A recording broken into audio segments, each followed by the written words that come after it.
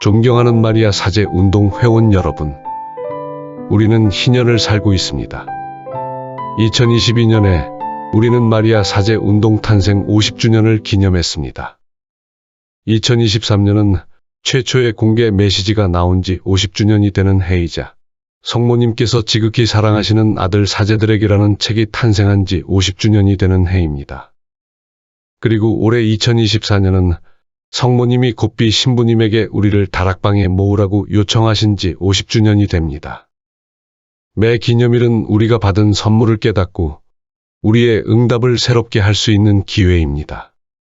티 없으신 성심에 대한 봉헌은 하늘에서 내려온 선물로 성모님께서 1917년 6월 13일 어린 루치아에게 말씀하셨듯이 이 시대에 우리를 돕고 지탱하기 위해 참으로 우리를 하느님께로 이끄는 참된 피난처이자 길입니다. 어떻게 살아야 하는지를 배우기 위해 성모님께서는 우리에게 또 다른 선물인 다락방을 주셨습니다. 우리의 응답은 감사와 효심으로 가득 차 있을 수밖에 없습니다.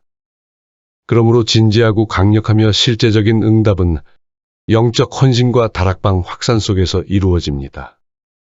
최근 몇 년 동안 특히 이 기념일을 전후하여 성모님께서 우리에게 전한 대환란과 정화의 표징들과 묵시록 12장 붉은 용과 태양의 옷을 입은 여인의 전투는 점점 더 강렬하게 모습을 드러내고 있습니다. 곱비 신부님께서 돌아가신 후 카틸리우 가브리엘리 신부와 로랑 라로크 신부와 함께 최근 나는 성모님의 메시지에 비추어 이 전투의 다양한 측면과 위험을 읽고 성모님께서 교회에 충실하고 전투에서 성모님과 함께 승리할 수 있도록 우리에게 어떤 길을 주셨는지, 즉 어떻게 하면 우리의 티 없으신 성심에 대한 봉헌을 교회에서 구원 행위로 만들 수 있는지를 알아보려고 노력했습니다. 확실히 때때로 교회의 일부 사람들은 세상을 복음의 빛의 찬란함으로 이끌기보다는 세상의 필요에 맞춰 복음의 빛을 비추고 있다고 믿는 것 같습니다. 이러한 시도는 언제나 복음 자체와 그 힘을 현실에서 파괴하는 커다란 유혹이었습니다. 예수님은 결코 이를 받아들이지 않으셨습니다. 나와 함께하지 않는 자는 나를 반대하는 자고 나와 함께 모아들이지 않는 자는 흩어버리는 자다. 너희는 말할 때에 예 할 것은 예 하고 아니요 할 것은 아니요 라고만 하여라. 그 이상의 것은 악에서 나오는 것이다. 예수님은 사도들에게 이렇게 말할 정도로 매우 단호했습니다. 너희도 떠나고 싶으냐? 그러자 시몬 베드로가 예수님께 대답하였다. 주님, 저희가 누구에게 가겠습니까? 주님께는 영원한 생명의 말씀이 있습니다. 예수님께서는 또한 교회의 사명과 관련하여 사도들에게 너희는 세상의 소금이다. 너희는 세상의 빛이다 라고 말씀하셨습니다. 그러나 소금이 맛을 잃으면 발에 짓밟히는 것 외에는 아무 가치가 없습니다.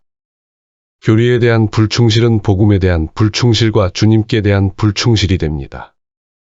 성모님께서는 우리에게 여러 번 말씀하셨습니다. 맛이 없는 소금이 소금처럼 보이지만 그것을 사용하는 사람을 속이는 것처럼 실제로는 속임수를 전달하는 것보기 충실함으로 자신을 나타냅니다. 성모님께서는 우리에게 충실하라고 얼마나 많이 부르셨습니까? 성모님께서 눈물을 흘리게 한 원인은 바로 우리 신부들의 불충실입니다. 이것이 바로 성모님께서 1972년 5월 8일부터 곱비 신부님과 함께 마리아 사제 운동에서 활동을 시작한 이유입니다. 사제직에 대한 불충실, 교리에 대한 불신앙, 세상의 사고방식을 따르려는 배교입니다. 성모님께서 이 정화와 대환난의 시기에 피난처와 길로 우리에게 티 없으신 성심에 대한 봉헌을 제안하신 것은 바로 우리가 충실하도록 가르치기 위한 것입니다. 2022년에서 2024년 사이에 이 50주년 기념일은 우리에게 도전을 주고 있으며 이 도전은 성모님께서 말씀하시는 바를 단순히 감사하거나 심지어 사랑할 수 없다는 것을 상기시켜 주지만 우리는 다시 감사하고 사랑해야 합니다. 성모님께서 우리에게 말씀하신 대로 행동하고 살아야 하며 다른 방식으로 살지 말아야 합니다. 결과적으로 우리는 스스로에게 물어볼 수 있습니다. 우리가 마리아 사제 운동을 실천하는 삶에서 질적으로 부족한 것은 무엇이며 티 없으신 성심에 대한 봉헌으로 살지 않는 것은 무엇입니까? 우리는 무기가 되기를 원하지만 그렇다고 내려놓은 무기가 될 수도 없습니다. 하늘 별의 3분의 1을 끌어내리고 어둠으로 교회와 인류를 세상이 시작된 이래로 한 번도 없었던 고통으로 질식시키고 있는 큰 용의 치명적인 독에 대항하여 우리는 실제로 치료약이 되는 영적 무기, 모든 사람에게 유익을 주는 해독제가 되도록 부르심을 받았습니다. 최근 들어 우리는 어떻게 해야 합니까? 라고 묻는 사람들이 점점 더 많아지고 있습니다. 교회는 결코 교리를 바꾸지 않았습니다. 해야 할 유일한 일은 복음과 가톨릭 교회 교리에 충실하는 것입니다. 성모님께서 가톨릭 교회 교리는 이 시대를 위한 나의 티 없으신 성심의 특별한 선물이라고 정의하셨습니다. 요한 바오로 2세께서는 가톨릭 교회 교리서를 공포하시면서 다음과 같이 선언하셨습니다. 이 책은 성경과 사도 전통과 교회 교도권이 입증하고 조명한 교회 신앙과 가톨릭 교리 신앙에 대한 해설입니다. 나는 이것이 교회 친교를 위한 유효하고 합법적인 도구이자 신앙의 가르침에 대한 확실한 규범으로 인정합니다. 이와 관련하여 베네딕토 16세께서는 우리가 선포하는 모든 것은 나의 가르침은 내 것이 아니라 나를 보내신 분의 것이다 라고 하신 예수 그리스도의 말씀으로 평가되어야 합니다. 우리는 이론이나 사적인 의견을 선포하는 것이 아니라 우리가 섬기는 교회의 신앙을 선포해야 합니다고 말씀하셨습니다. 우리의 신앙과 증언 그리고 우리 사제들의 사목 활동은 오로지 이러한 보호 아래서만 남을 수 있습니다. 그렇다면 우리는 무엇을 해야 하는가라는 질문에 성 베드로가 주신 답을 우리 스스로에게 주는 것이 좋습니다. 회개하십시오. 그리고 저마다 예수 그리스도의 이름으로 세례를 받아 여러분의 죄를 용서받으십시오. 그러면 성령을 선물로 받을 것입니다. 그리고 예수님의 첫 가르침 또한 기억하십시오. 때가 차서 하느님의 나라가 가까이 왔다. 회개하고 복음을 믿어라. 회개하여라. 하늘나라가 가까이 왔다. 나를 따라오너라. 내가 너희를 사람 낚는 어부로 만들겠다. 회심 없이, 즉 회개 없이 그리스도인의 삶은 없고 은총이 우리를 변화시킬 수 없고 성찬을 받을 수 없고 축복이 우리를 하느님께 더 가까이 데려갈 수 없으며 성령의 은사를 개선시킬 수 없습니다. 회심이 없으면 속임수만 있을 뿐입니다. 특히 성모님께서 티 없으신 성심에 대한 봉헌 행위를 통해 우리에게 가르치는 것처럼 우리의 매일의 회개와 충실의 길은 우리의 구체적이고 건설적인 응답입니다. 이 여정에서 성모님께서는 우리 사제들에게 예수님의 사제다운 삶의 측면들을 깊이 살도록 가르치십니다. 우리를 예수님의 성심과 티 없으신 성모님의 성심에 가장 동화시키는 것, 바로 고통의 봉헌으로 구원 사업에 참여하는 것이 티 없으신 성심에 대한 봉헌의 가장 중요한 열매 중 하나입니다.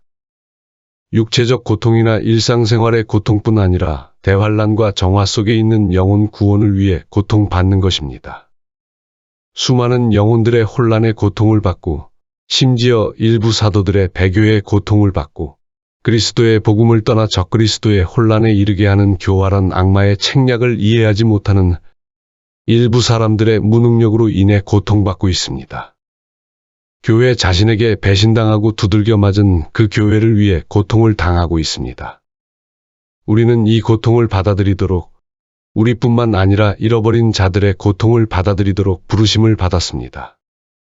교회를 대적하는 악한 자의 행위로 인해 혼란에 사로잡혀 있는 이들, 곧 희생자들의 영혼의 고통을 도우려고 우리는 부르심을 받았습니다. 이와 같이 하면 이리도 많은 고통을 겪는 오늘날의 교회를 위해 너희가 착한 사마리아 사람이 된다. 언제나 사랑하여라. 아무도 판단하지 마라. 너희의 자상한 사제적 사랑으로 모든 사람에게 도움을 주어라.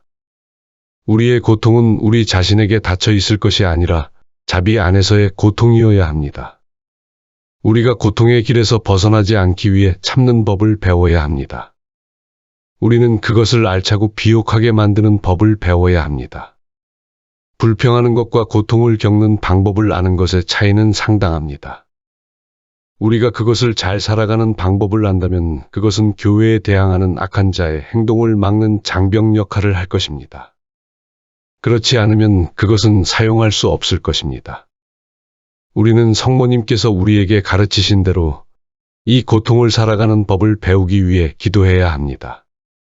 저는 특별히 두 가지 메시지, 즉 1975년 7월 9일 74 너희의 가장 무거운 십자가와 1977년 4월 8일 124 나와 함께 십자가 아래를 묵상하도록 여러분을 초대합니다. 그 내용은 너무 풍부해서 그중 몇 문장만 인용하는 것만으로는 한계가 있습니다. 이 글을 읽은 후 성모님께서 우리에게 신뢰하고 봉헌하고 겸손하고 보속하고 위로하며 다락방에서 기도하여 성령의 선물을 간청하며 살라고 가르치시는 다른 메시지들도 듣도록 합시다. 사랑하는 사제직 형제들과 형제자매 여러분, 지극히 거룩하신 삼위일체께서 마리아의 티 없으신 성심을 통하여 우리에게 베푸시는 자비의 활동을 여러분의 삶에 받아들이십시오.